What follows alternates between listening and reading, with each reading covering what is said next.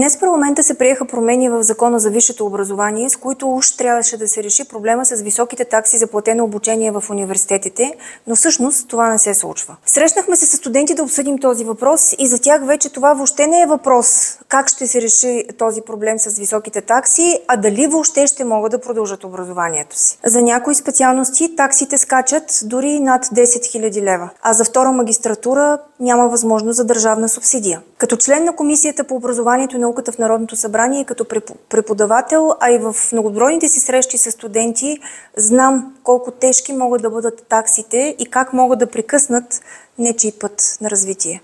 Проблемът с високите такси не е от вчера и той не може да бъде решен за 3 дни, както днес парламентът прие срокът за предложение между първо и второ четене да бъде не стандартните 7 дни, а да бъде 3 дни. За 3 дни дори не може да се направи работна група, в която да има реален демократичен дебат за това как да бъдат защитени интересите на студентите, на учебните заведения и на всички заинтересовани страни.